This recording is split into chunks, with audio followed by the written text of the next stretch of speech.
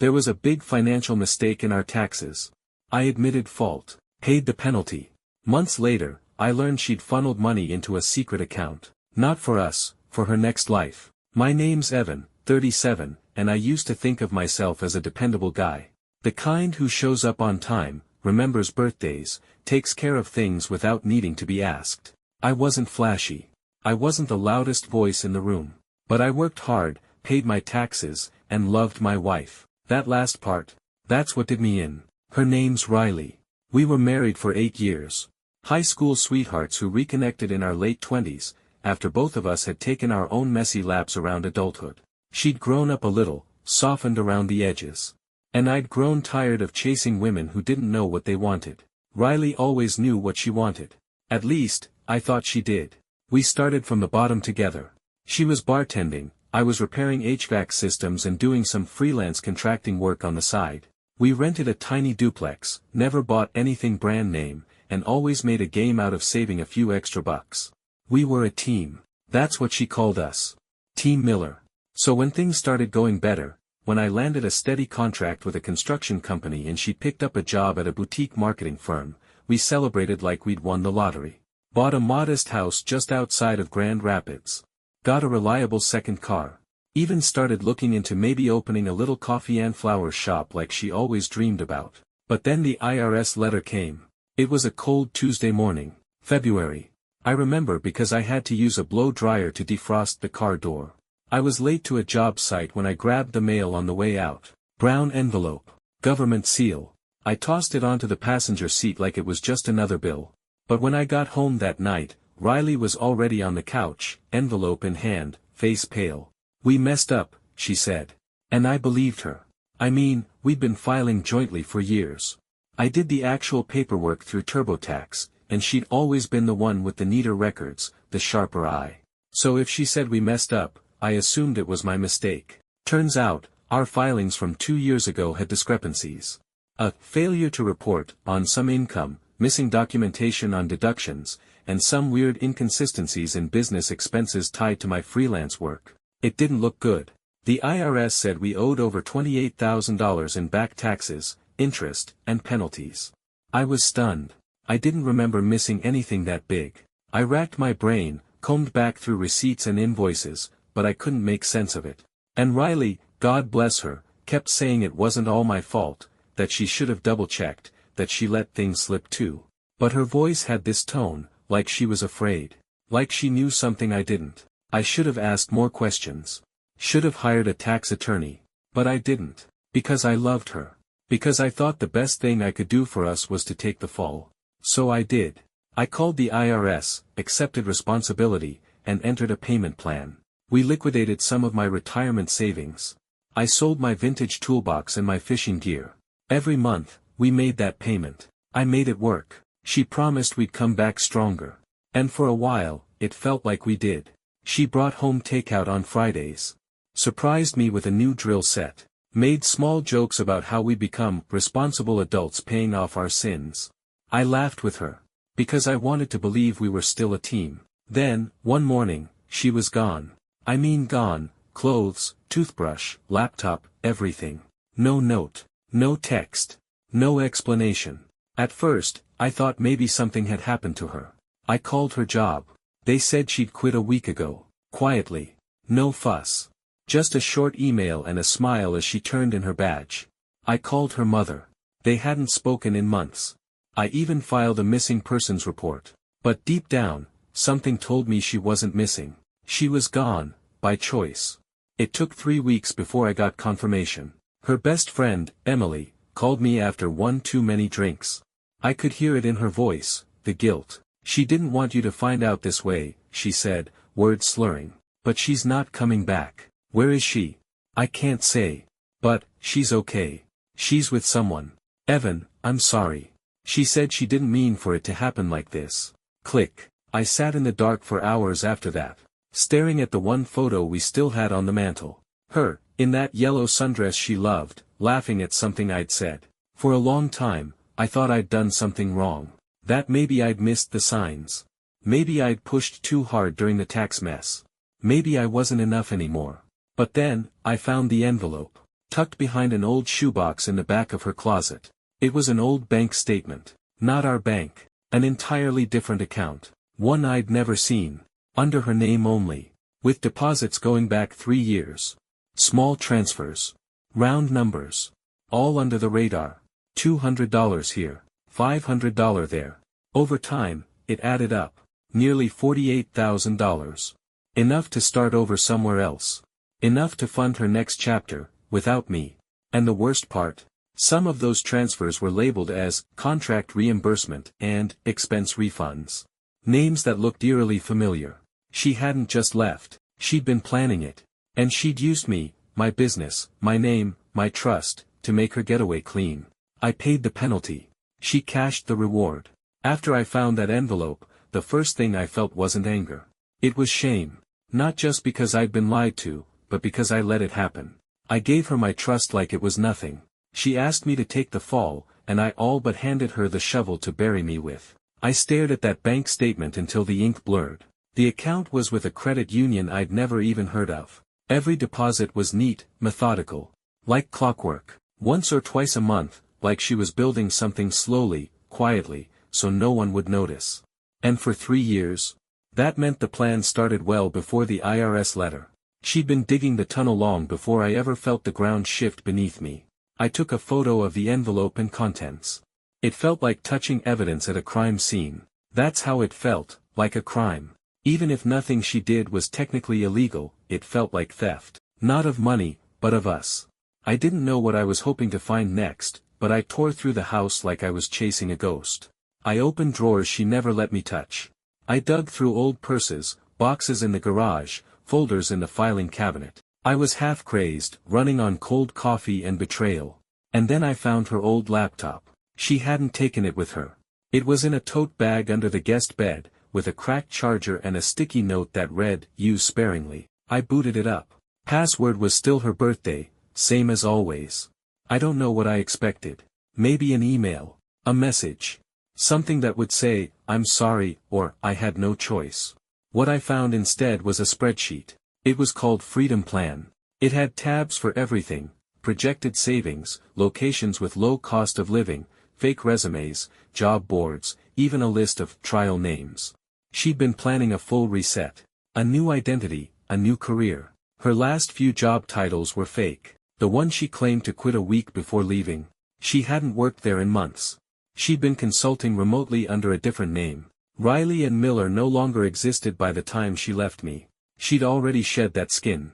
And I kept thinking, why? Why go through all that? Why not just tell me?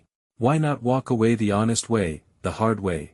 The deeper I went, the more I saw that it was never just about escape. It was about control. She wanted to leave on her terms. No ties. No guilt. No explanations. And she'd gotten away with it. Until now. I took a screenshot of everything. Backed up the files. Saved them to a private cloud. And for a few days, I just sat with the knowledge. I didn't tell anyone. I didn't confront Emily again. I didn't post anything. I just sat in it, like cement hardening around my ankles. Then, about 2 weeks later, I got a letter. No return address. Just my name. Typed. Inside, one sentence, "You weren't supposed to find that." I read it 4 times before I realized what it meant. She knew. Somehow, she knew I'd found the bank statement. Maybe she'd forgotten it. Maybe she'd planted it. I didn't know which was worse.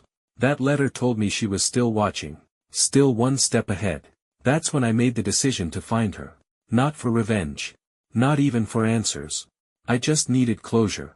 Something real. Something that could stop the story from spinning in my head every night like a broken record. I started small. Checked flight records.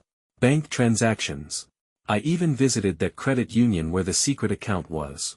They wouldn't tell me anything, of course not, but the clerk's face changed when I said her full name. "You're her husband?" he asked, eyes narrowing just a little. I said. She left. He hesitated. "I can't disclose anything, you know that." "I know. But if she's been here, just tell me. That's all I need." He paused for a long time, like he was deciding how much trouble he was willing to risk.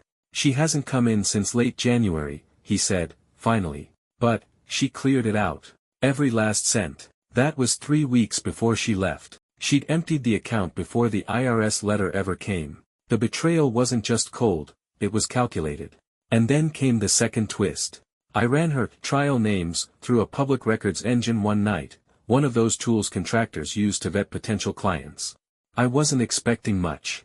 Most of the names were too generic, Riley and Gray, R.A. Taylor, Riley Ash, and so on. But one hit. R. Ashford. New address in Denver. Registered LLC under Ashford Design Solutions. Website live, minimal but clean. Bio photo looked like her, but different, straighter hair, glasses, a polished version of the woman I'd known. She hadn't just started over. She'd thrived. I stared at that photo for 10 straight minutes, like if I looked long enough, it would start talking back. Then, I sent her an email. Just 3 lines. Riley, I know everything. You could have just told me. Evan, I didn't expect a reply. But I got one. 4 days later. You wouldn't have let me go. That was it. No, sorry. No justification. Just that cold, simple sentence. She was right. I wouldn't have. I would have fought for her. Begged. Tried to fix things. Because back then, I didn't know what I was clinging to was already hollow. But she underestimated one thing, I wasn't the same guy anymore. And I wasn't done. Because something still didn't make sense. Why would she risk everything, years of planning, by leaving behind that envelope? Why leave a breadcrumb for me to follow, only to act surprised when I found it? Unless it wasn't an accident at all. Her email echoed in my mind for days. You wouldn't have let me go. She was right about that. But what stuck with me more was the tone. Not angry. Not sad. Not even defensive. Just, cold. As if I'd been a barrier. An inconvenience. Not a person she loved, not even a person she hurt, just a step in her process. I couldn't explain it, but something about that message didn't sit right. Like it had been rehearsed. Like she was reciting the lines she told herself when she packed her things and left. And that envelope, it was still eating at me. That envelope wasn't just forgotten. It was wedged behind a shoebox, facing backward, like it had been placed there in a hurry. Or maybe, just maybe, left there on purpose. Why leave the one thing that could unravel everything? After years of planning, precision, secrecy, I didn't believe in accidents anymore. So I dug into the files again. Specifically the spreadsheet. The freedom plan. There were tabs I hadn't noticed the first time, hidden ones, gray font, tucked off to the side. Most were old versions of her plans, scribbled notes, quotes from podcasts and books. But one tab was different. It was called, If Things Go Wrong. It was short. Just a list. Phase out job, done. Secure Denver address, done. Empty account, done. Schedule paper trail fallback leave behind breadcrumb, just one. Trust he won't chase it too hard. That line. Trust he won't chase it too hard. It hit me in the chest. I wasn't just collateral, I was a variable. A risk she factored in. She knew I might try to find her, but she counted on me burning out after a few dead ends. But she miscalculated. I wasn't chasing her anymore. I was chasing the truth. Because suddenly I realized, this wasn't just about someone leaving. This was a blueprint for erasure. A methodical vanishing act. She'd turned her life into a temporary identity. Even our marriage, looking back, felt like a part of that plan. A cover. A place to hide while she prepared her exit. And then something strange happened. I got a call from my old accountant. I hadn't talked to her since the IRS ordeal, but she was the one who'd first flagged the inconsistencies, before Riley convinced me not to make a big deal about it. I guess I'd been too embarrassed to follow up. But now, out of nowhere, she called. Evan, she said. This is probably nothing, but I had to tell you. Remember that deduction Riley claimed for business coaching a couple years back? I remembered. It had been one of the gray areas during the audit. Riley had said it was part of her remote consulting job. Well, I was looking through some old files while preparing for a seminar. That coaching service, Midway Elevation Group, it never existed. I double-checked. No records, no license, no tax ID. Maybe they dissolved. No. They were never there. Which means she claimed services that didn't exist, and used your filing to do it. So it was fraud. I'm not saying that directly, but I think you should talk to someone. I hung up with my heart in my throat. This wasn't just emotional betrayal anymore. It was legal, financial. And the more I dug, the more it became clear, she'd used me as a front. I wasn't just the guy who took the fall for a tax mistake. I was the fall guy for something she never wanted traced back to her. And then came the kicker. I got an alert on the file storage account I'd set up for her laptop backup. Someone had tried to log in 3 times. From an IP address in Colorado. She knew I had the files. And now, she was trying to erase them. Which confirmed everything I feared, that envelope wasn't an accident. She wanted me to find the bank statement, but not the laptop, not the spreadsheet, not the truth. She left the bait. So if I ever started asking questions, I'd stop once I got my heart broken. She counted on the pain keeping me from looking further. But I wasn't interested in being heartbroken anymore. I was interested in finishing the puzzle. And that's when I remembered something from her spreadsheet. A line under her Denver Goals tab, connect with Vince R. Backup plan, delete before departure. She hadn't deleted it. And I knew exactly who Vince R. was. Vincent Redding. Her ex from college. The guy she always said was a phase. The one who couldn't keep a job, who always had some half-baked startup in the works. She'd laugh about him sometimes, shake her head like she couldn't believe who she used to date. But I'd met him once. 5 years ago. We ran into him at a concert in Chicago. He looked smug, unbothered, like he knew something I didn't. And now he was in Denver, too. I found his name listed as a senior consultant at a tech incubator called 9 Fathoms. Website was flashy, vague. Lot of buzzwords. But the company was real. Based in Boulder. 20 minutes outside Denver. I didn't hesitate. I took a few vacation days. Packed a bag. Drove halfway across the country. Not because I wanted a confrontation. But because I needed to look her in the eye. I needed her to see that the man she'd left behind wasn't stuck in the past. That I was still standing. Still thinking. And maybe, just maybe, that I wasn't the one who should be ashamed anymore. Boulder, Colorado. Windy, bright, colder than expected. I sat in my rental car outside the 9 Fathoms building, rehearsing what I'd say if I actually saw her. If Vince was inside. If someone asked what I was doing here. My heart was going 100 beats a minute, but I told myself this wasn't about drama. This wasn't about yelling or vengeance. This was about closure. I stepped inside, feigning confidence, said I was there to drop off a portfolio for Vince Redding. Receptionist barely looked up. Told me to leave it at the front. I nodded, then lingered, scanning names on office doors just past the glass divider. Second name on the left, R. Ashford. My stomach dropped. She wasn't hiding anymore. She'd built a whole life around this new name. Her office door was closed, but light was on. I didn't knock. I left the building and waited across the street in a coffee shop with a clear view of the entrance. 2 hours later, she came out. Same stride. Same posture. But everything else, different. Straightened hair. Gray blazer. Polished. Composed. A woman with a plan. I followed at a distance. Down Pearl Street. Around a corner. Into a quiet little park. She sat on a bench, pulled out her phone, and scrolled like it was any other Thursday. And before I could stop myself, I walked up. She looked up slowly. It took her a second. Then, nothing but a quiet sigh. Evan. Hi, Riley. She blinked. I figured you might show up, she said. Did you? I asked. Or were you just hoping I wouldn't look too close? She didn't flinch. She gestured to the bench. I sat beside her, not too close. Silence sat heavy between us for a long beat. Then I asked, why did you leave the envelope? She tilted her head slightly, almost like she was surprised by the question. I didn't. I looked at her, hard. It was behind a shoebox. Tucked in deep. You wanted me to find that, but nothing else. Her face darkened. I didn't leave that envelope. I thought I'd cleared everything. That stopped me. She looked, genuinely unnerved. Like someone had slipped past her defense system. She opened her mouth to say more, then stopped herself. Then who did? I asked. She hesitated. Emily. I offered. A muscle in her jaw tensed. I told her where it was, once. Just in case. My chest tightened. She left it behind. She must have, she said, quietly. I told her to destroy it.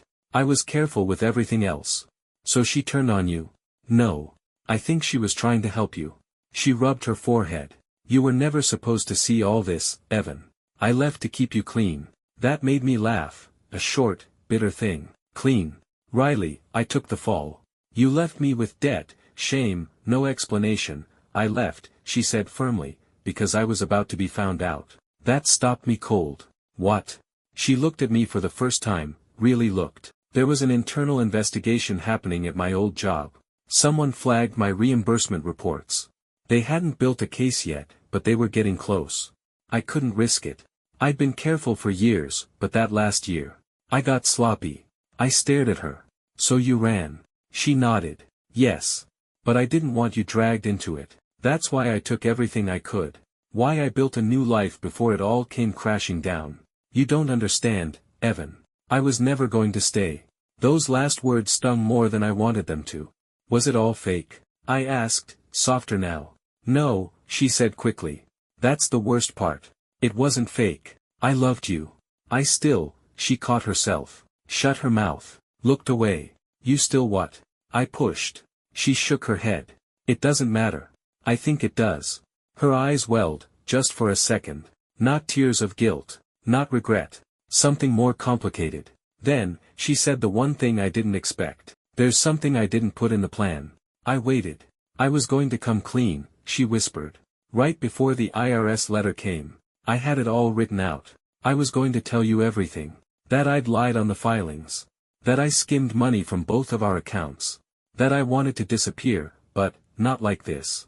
Then the letter came, and you stepped in. She laughed bitterly. You always did the hard thing. The right thing. You made it easy for me to leave. I looked down at my hands. You could have said something. I was scared, she said. Not of being caught, but of you seeing me. I did, I replied. Every day. No. You saw who I wanted to be. Not who I was. We sat in silence for a long moment. Then I asked, and Vince? Her face twisted. That was, a mistake. A backup I didn't even want to use. Are you with him now? No, is that the truth? Yes, she said, meeting my eyes. That part, at least. I stood. The wind picked up, cool and biting. She looked up at me like she wanted to say something else, but didn't. Goodbye, Riley. She stood too. Evan, but I turned and walked away. She didn't follow. Back home, it felt strange. Like I'd stepped out of someone else's movie and landed in a quieter one. Everything was still. Still mine. Still real. I hired a lawyer the next week. Not to press charges. Not to retaliate. But to untangle the tax mess once and for all, and protect myself legally. I handed over the files, explained everything. He said there might be room to reopen the case with the IRS and separate my liability. It'll take time. But I'll do it. Because I'm done taking falls for people who only plan their exits. And as for Riley, she got what she wanted. A new life. But I wonder, sometimes, if it feels as clean as she hoped. If she ever lies awake wondering what kind of man she left behind. Not the one she used. Not the one she ran from. But the one who stood up again.